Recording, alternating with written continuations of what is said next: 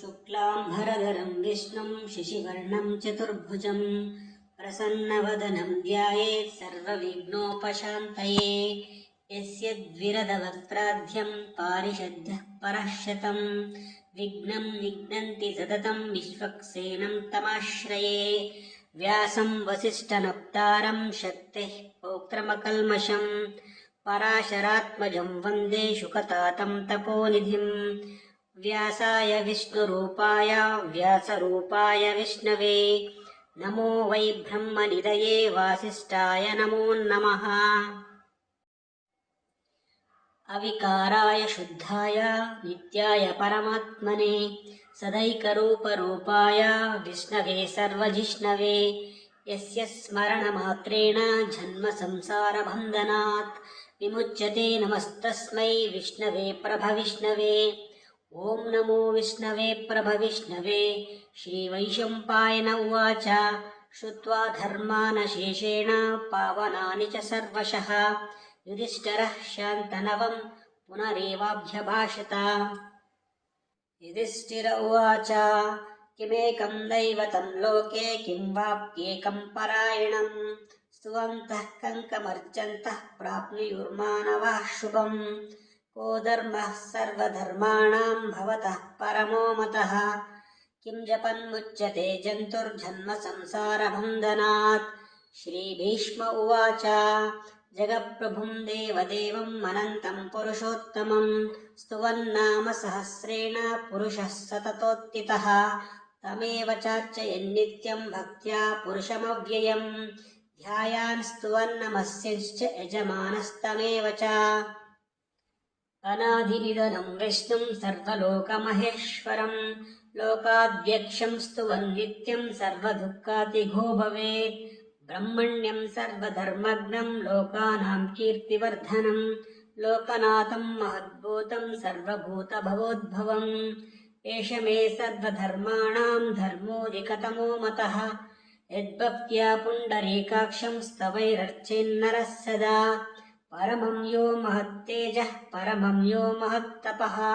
परमं यो महद्ब्रह्म परमं यः परायणम्। पवित्राणां पवित्रं यो मङ्गलानां च मङ्गलं दैवतं देवतानां च भूतानां यो व्ययः पिता यतः सर्वाणि भूतानि भवन्त्यादियुगागमे यस्मिंश्च प्रलयं यान्ति पुनरेव युगक्षये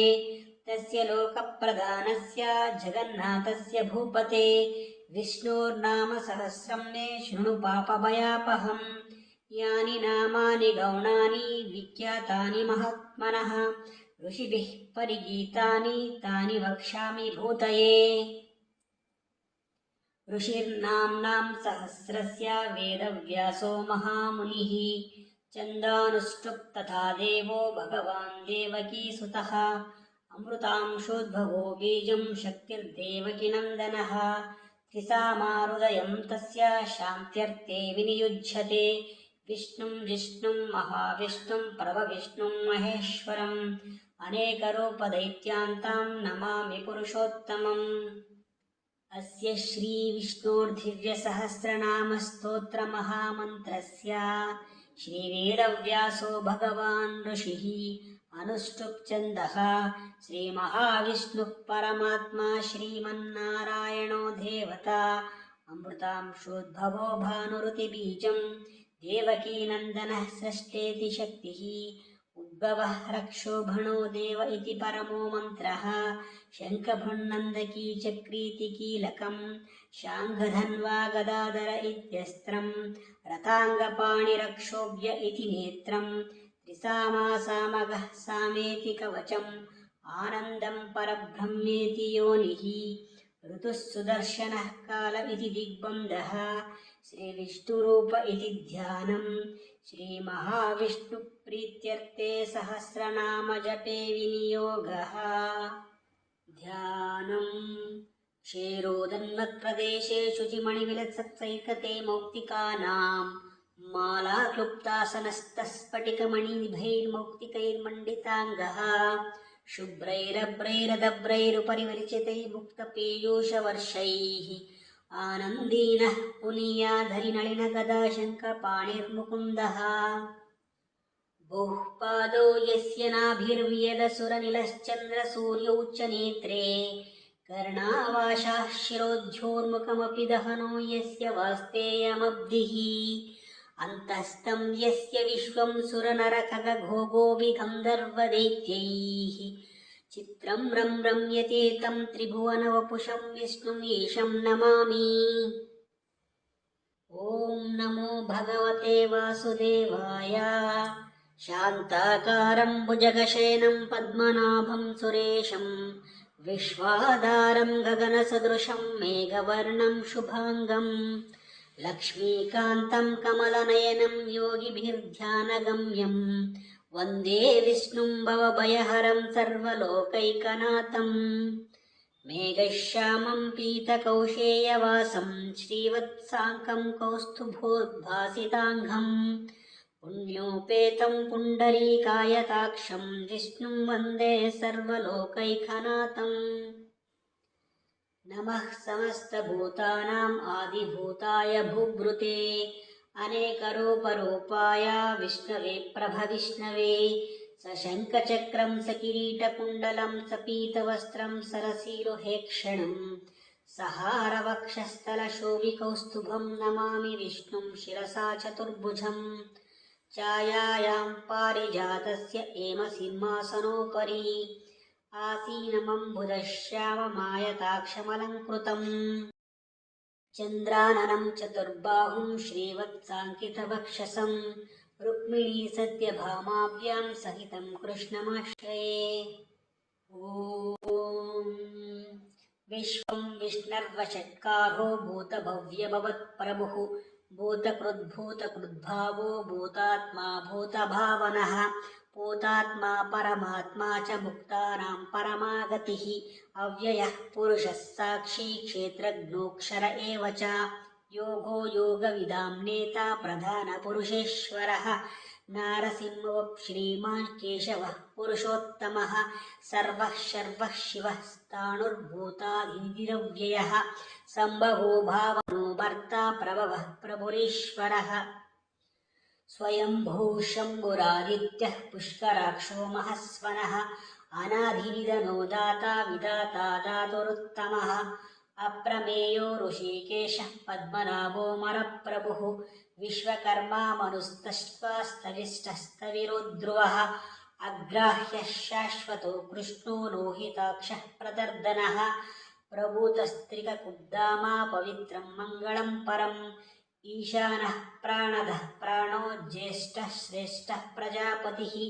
हिरण्यगर्भो भूगर्भो माधवो मधुसूदनः ईश्वरो विक्रमी धन्वी मेधावी विक्रमक्रमः अनुत्तमो दुरादर्शः कृतघ्नः कृतिरात्मवान् सुरेशः शरणं शर्मा विश्वरेतः प्रजाभवः अहः संवत्सरो व्याळः प्रत्ययः सर्वदर्शनः अजः सर्वेश्वरः सिद्धः सिद्धिः सर्वादिरच्युतः वृषा कपिरमेयात्मा सर्वयोगविनिस्तृतः वसुर्वसुमनः सत्यः परमात्मा संवितः समः अमोघः पुण्डरीकाक्षो वृषकर्मा वृषाकृतिः रुद्रो बहुशिरः बभ्रुः विश्वयोनिः शुचिश्रवाः अमृतः शाश्वतस्ताणुर्वराहो महातपाः सर्वगः सर्वविद्वानुष्विश्वक्सेनो जनार्दनः वेदो वेदविदव्यङ्गो वेदाङ्गो वेदवित्कविः लोकाध्यक्षः सुराध्यक्षो धर्माध्यक्षः कृताकृतः चतुरात्मा चतुर्व्यूहश्चतुर्दंष्टश्चतुर्भुजः भ्राजिष्णुर्भोजनं भोक्ता सहिष्णुर्जगदादिजः अनघो विजयो चेता विश्वयोनिः पुनर्वसुः उपेन्द्रो वामनः प्रांशुरमोघः शुचिरूर्जितः अतीन्द्रः सङ्ग्रहः सर्गो धृतात्मा नियमो यमः वेद्यो वैद्यः सदा योगी वीरः माधवो मधुः अतीन्द्रियो महामायो महत्साहो महाबलः महाबुद्धिर्महावीर्यो महाशक्तिर्महाद्युतिः अनिर्देशवपुः श्रीमानमेयात्मा महादृक् महेश्वासो महीभर्ता श्रीनिवासः सताङ्गतिः अनिरुद्धः सुरानन्दो गोविन्दो गोविधां पतिः मरीचिर्दमनोहंसः सुपर्णो भुजगोत्तमः हिरण्यनाभः सुतपः पद्मनाभः प्रजापतिः सर्वदृक्सिंहः सन्दाता सन्धिमान् स्थिरः अजो धर्मर्षणः शास्ता विश्रुतात्मा सुरारिः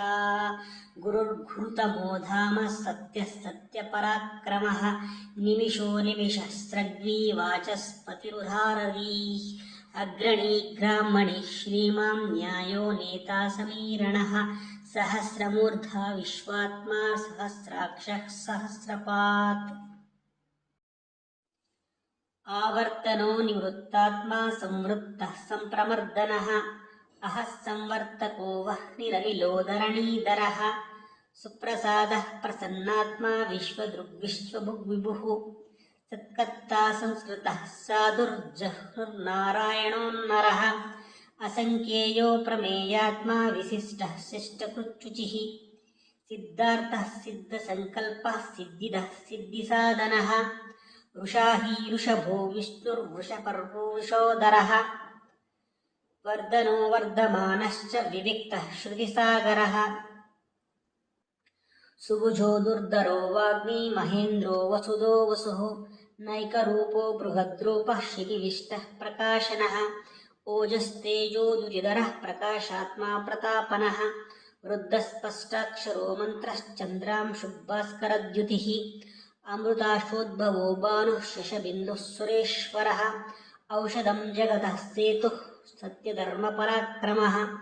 भूतभव्यभवन्नाथः पवनः पावनो नलः कामः कामकृत्कान्तः कामः कामप्रदः प्रभुः युगादिकृत्युगावर्तो नैकमायो महाशनः अदृश्यो व्यक्तरूपश्च सहस्रजितनन्दचित् इष्टो विशिष्टः शिष्टेष्टः शिखण्डी नहुषो रुषः क्रोधः क्रोधकृत्कर्ता विश्वबाहुर्महीधरः अच्युतः प्रतितः प्राणः प्राणदो वासवानुजः अफां निधिरधिष्ठानम् अप्रमत्तः प्रतिष्ठितः स्कन्दः स्कन्दधरो दुर्यो वरदो वायुवाहनः वासुदेवो बृहद्भानुरादिदेवः पुरन्दरः अशोकस्तारणस्तारः शूरः शौरिजनेश्वरः अनुकूलः शतावर्तः पद्मी पद्मनिवेक्षणः पद्मनाभोरविन्दाक्षः पद्मगर्भः शरीरभृत् महर्दिर्रुद्धो रुद्धात्मा महाक्षो गरुडध्वजः अतुलः शरभो भीमः समयज्ञो हविर्हरिः सर्वलक्षणलक्षण्यो लक्ष्मीवान् समितिञ्जयः विक्षरो रोहितो मार्गो एतुर्धामोदरः सहः महीधरो महाभागो वेगवानमिताशनः उद्भवः क्षोभणो देवः श्रीगर्भः परमेश्वरः करणं कारणं कर्ता विकर्ता गहनो गुहः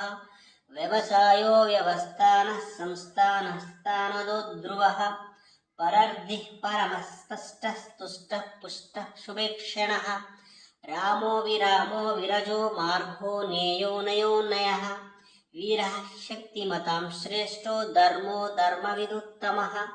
वैकुण्ठः पुरुषः प्राणः प्राणदः प्रणवः पृथुः हिरण्यगर्भः शत्रुघ्नो ऋतुः सुदर्शनः कालः परमेष्टि परिग्रहः उग्रः संवत्सरो दक्षो विश्रामो विश्वदक्षिणः विस्तारः स्थावरस्ताणुः प्रमाणं बीजमव्ययम् अर्थो महाकोशो महाभोगो महाधनः अनिर्विण्णस्तदिष्टो भूधर्मयूपो महामकः नक्षत्रनेमिर्नक्षत्री क्षमः क्षामः समीहनः यज्ञयुज्यो महेज्यश्च कृतः सत्रं सताङ्गतिः सर्वदर्शी विमुक्तात्मा सर्वज्ञो ज्ञानमुत्तमम् सुव्रतः सुमुखः सूक्ष्मः सुघोषः सुखदः सुहृतु मनोहरो जितक्रोधो वीरबाहुर्विदारणः स्वापनः स्ववशो व्यापी नैकात्मा नैककर्मकृत् वत्सरो वत्सलो वत्सी रत्नगर्भोदनेश्वरः धर्मकुब्धर्मी सदसत्करमक्षरम् अविज्ञाता सहस्रांशुर्विदाता कृतलक्षणः गवस्तिनेमिः सत्त्वस्तः सिंहो भूतमहे उत्तरो गोपतिर्गोप्ता ज्ञानगम्यः पुरातनः शरीरभूतभृद्भोक्ता कपीन्द्रो भूरिदक्षिणः सोमपोऽमृतपः सोमः पुरुसत्तमः विनयो जयः सत्यसन्धो दाशार्हः सत्त्वशां पतिः जीवो विनयितः साक्षी मुकुन्दो मितविक्रमः अम्भोनिधिरनन्तात्मा महोदधिशोऽन्तकः अजो महार्हः स्वाभाव्यो हितामित्रः प्रमोदनः आनन्दो नन्दनो नन्दः सत्यधर्मा त्रिविक्रमः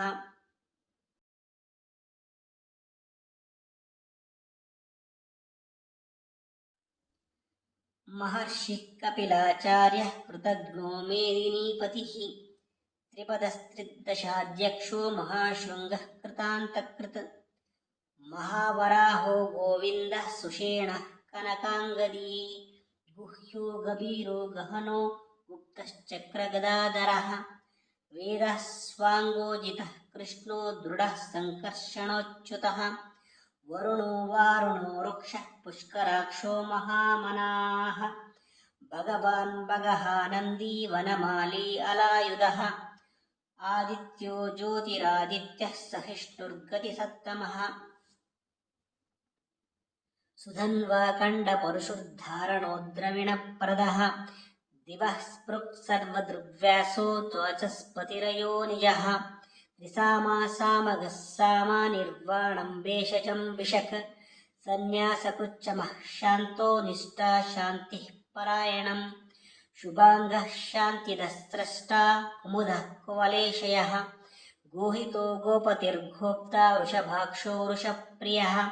अनिवर्ती निवृत्तात्मा संक्षेप्तक्षेमकृच्छिवः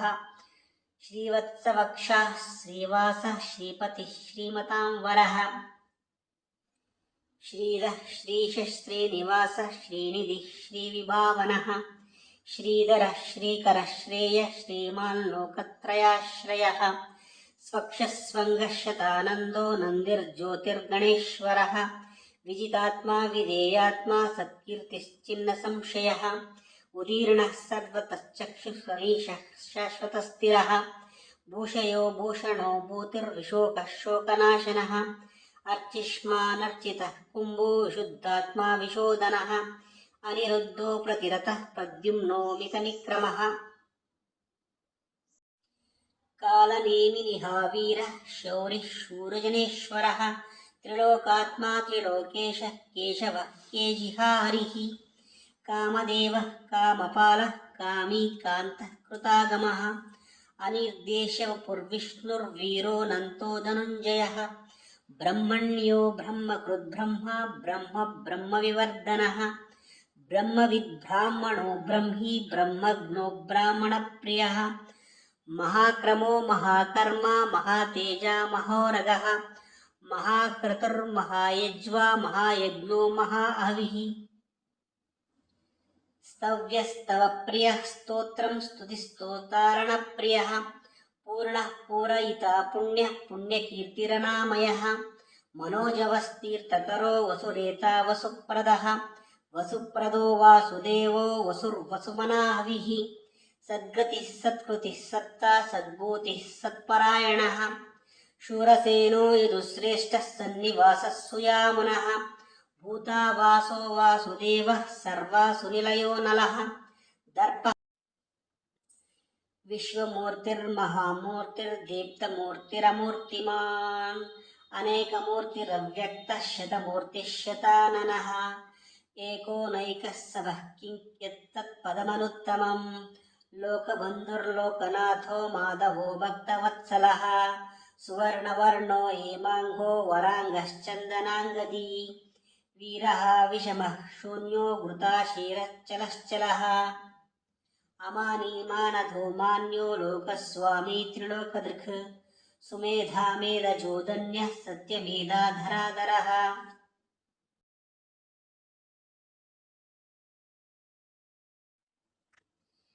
तेजो ऋषोदुदितरः सर्वशस्त्रभृतां वरः प्रग्रहो निग्रहो व्यग्रो नैकशृङ्गो गदाग्रजः चतुर्मूर्तिश्चतुर्बाहुश्चतुर्व्यूहश्चतुर्गतिः चतुरात्मा चतुर्बाहुश्चतुर्वेदः विवेकपात् समावर्तो निवृत्तात्मा दुर्जयो दुरतिक्रमः दुर्लभो दुर्गमो दुर्गो दुरावासो दुरारिः शुभांगो लोकसारङ्गस्तुतन्तुस्तन्तुवर्धनः इन्द्रकर्मा महाकर्मा कृतकर्मा कृतागमः उद्भवः सुन्दरः सुन्दो रत्ननाभः सुलोचनः अर्को वाजसनः शृङ्गी जयन्तः सर्वविजयी सुवर्णबिन्दुरक्षोभ्यः सर्ववागीश्वरेश्वरः महारथो महागर्तो महाभूतो महानिधिः कुमुदः कुन्दरः कुन्दः पर्जन्यः पावनोऽनिलः अमृताशोऽमृतवपुः सर्वज्ञः सर्वतोमुखः सुलभः सुरतः सिद्धः शत्रुजिश्चक्रतापनः व्यग्रोदोदुम्बरोश्चत्तश्चाणूराम्रनिषूदनः सहस्रार्चिः सप्तजिह्वः सप्तैरः सप्तवाहनः अमूर्तिरनघोचिन्त्यो भयकृद्भयनाशनः अणुर्बृहत्कृशः स्थूलो गुणभृन्निर्गुणो महान् अधृतः स्वधृतः स्वास्यः स्प्राग्वंशो वंशवर्धनः बालभृत्कथितो योगी योगीशः सर्वकामदः आश्रमः श्रमणः क्षामः सुपर्णो वायुवाहनः धनुर्धरो धनुर्वेदो दण्डो दमयिता दमः अपराजितः सर्वसहो नियन्ता नियमो यमः दुर्गाण्यातितरत्याशो पुरुषः पुरुषोत्तमम्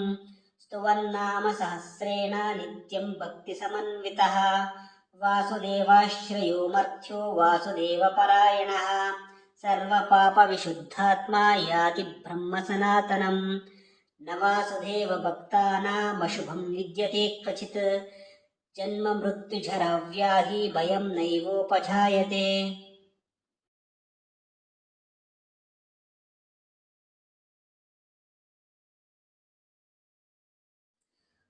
अरौर्ध्रः कुण्डली चक्री विक्रम्योर्जितशासनः शब्दातिगः शब्दसः शिशिरः शर्वरीकरः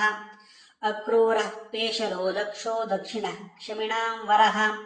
विद्वत्तमो वीतभयः पुण्यश्रवणकीर्तनः उत्तारणो दुष्कृतिः पुण्यो दुःस्वप्ननाशनः वीरः रक्षणः सन्तो जीवनः पर्यवस्थितः अनन्तरूपोऽनन्तः श्रीजितमन्युर्भयापहः चतुरश्रो गभीरात्मा विदिशो व्यादिशोद्दिशः अनाधिर्भूर्भवो लक्ष्मी सुवीरो रुचिराङ्गदः जननो जनजन्माधिर्भीमो भीमपराक्रमः आदारनिलयो धाता पुष्पासः प्रजागरः ऊर्ध्वगः सत्पथाचारः प्राणदः प्रणवः पणः प्रमाणं प्राणनिलयः प्राणभृत्प्राणजीवनः तत्त्वं तत्त्वविदेकात्मा जन्ममृत्युजरातिगः भूर्भुवः स्वस्तरुस्तारः सविता प्रपितामहः यज्ञो यज्ञपतिर्यज्वा यज्ञाङ्गो यज्ञवाहनः यज्ञकृद्यज्ञी यज्ञसाधनः यज्ञान्ताकृत्यज्ञगुह्या मन्नमन्नाद एव च आत्मयोनिः स्वयं जातो वैकानः सामगायनः देवकीनन्दनः स्रष्टा क्षितीशः पापनाशनः शङ्खबृन्नन्दकी चक्री शाङ्गदन्वा गदाधरः रताङ्गपाणिरक्षोभ्यः सर्वप्रहरणायुधः सर्वप्रहरणायुध ओन्नम इतीदं कीर्तनीयस्य केशवस्य महात्मनः नाम्नां सहस्रं दिव्यानामशेषेण प्रकीर्तितम् इदं शृणुयान् नित्यं यश्वापि परिकीर्तयेत् नाशुभं प्राप्नुयात् किञ्चित् सोमत्रेह च मानवः वेदान्तको ब्राह्मणः स्यात् क्षत्रियो विजयी भवेत् वैश्यो धनसमृद्धः स्यात् शूद्रस्तु सुखमवाप्नुयात् धर्मार्थी प्राप्नुयात् धर्म अर्थार्थी चार्थमाप्नुयात् कामानवाप्नुयात् कामी प्रचार्थी प्राप्नुयात् प्रजाम् भक्तिमान् यः सदोत्ताय शुचिस्तद्गतमानसः सहस्रं वासुदेवस्य नाम्नामेतत् प्रकीर्तयेत् यशः प्राप्नोति विपुलं ज्ञाति प्राधान्यमेव च अचलां श्रेयमाप्नोति श्रेयः प्राप्नोत्यनुत्तमम् न भयं क्वचिदाप्नोति वीर्यं तेजश्च विन्दति भवत्यरोगो द्युतिमान् फलरूपगुणान्वितः रोगार्थो मुच्यते रोगाद्बद्धो मुच्येत बन्धनात् भयान्मुच्येत भीतस्तु मुच्येतापन्न आपदः दुर्गाण्यातितरत्याशो पुरुषः पुरुषोत्तमम्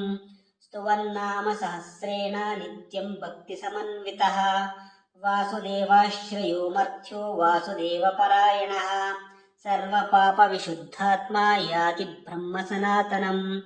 न वासुदेवभक्तानामशुभं विद्यते क्वचित् जन्म मृत्युजराव्याधि भयं नैवोपजायते न क्रोधो न च मात्सर्यं न लोभो नाशुभामतिः भवन्ति कृतपुण्यानां भक्तानां पुरुषोत्तमे ध्यांसचन्द्रार्कनक्षत्राखन्दिषु भूर्महोदधिः वासुदेवस्य वीर्येण विधृतानि महात्मनः ससुरासुरगन्धर्वं सयक्षोरगराक्षसम् जगद्वशे वर्ततेदं कृष्णस्य सचराचरम् इन्द्रियाणि मनोबुद्धिः सत्त्वं तेजो बलं धृतिः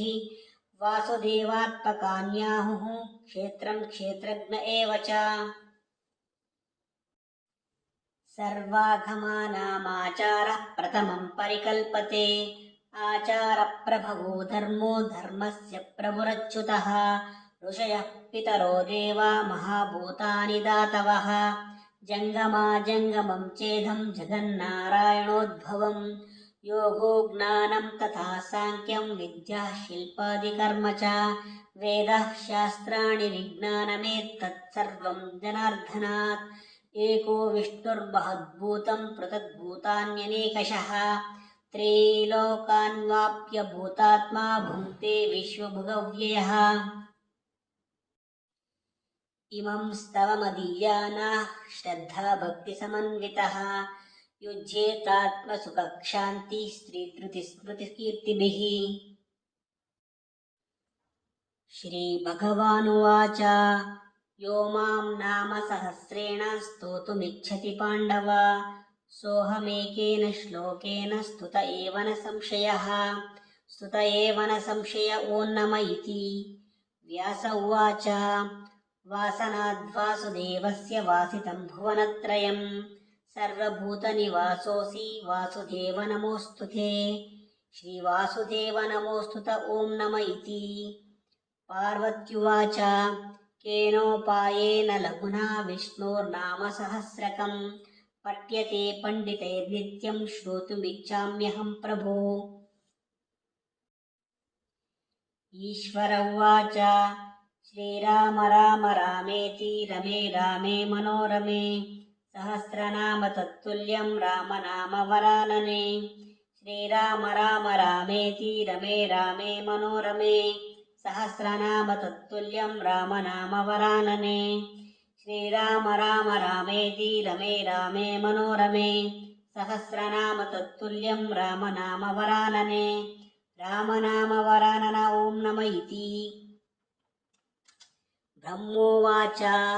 नमोऽस्त्वनन्ताय सहस्रमूर्तये सहस्रपादाक्षि शिरोरुबाहवे सहस्रनाम्ने पुरुषाय शाश्वते सहस्रकोटियुगधारिणे नमः सहस्रकोटियुगधारिणे नम ॐ नम इति सञ्जय उवाच यत्र योगेश्वरः कृष्णो यत्र पार्थो धनुर्धरः तत्र श्रीविजयो भूतिर्ध्रुवा नीतिर्मतिर्मम श्रीभगवानुवाच अनन्याश्चिन्तयन्तो मां ये जनाः पर्युपासते तेषां नित्याभियुक्तानां योगक्षेमं वहाम्यहम् परित्राणाय साधूनां विनाशाय च दुष्कृतां धर्मसंस्थापनार्थाय सम्भवामि युगे युगे आर्था विषण्णाः शिथिलाश्च भीताः घोरेषु च व्याधिषु वर्तमानाः संकीर्त्य नारायण शब्दमात्रं विमुक्तदुःखाः सुखिनो भवन्तु कायेन वाचा मनसेन्द्रियैर्वा बुद्ध्यात्मना वा प्रकृते स्वभावात् करोमि यद्यत् सकलं परस्मै नारायणाय इति समर्पयामि।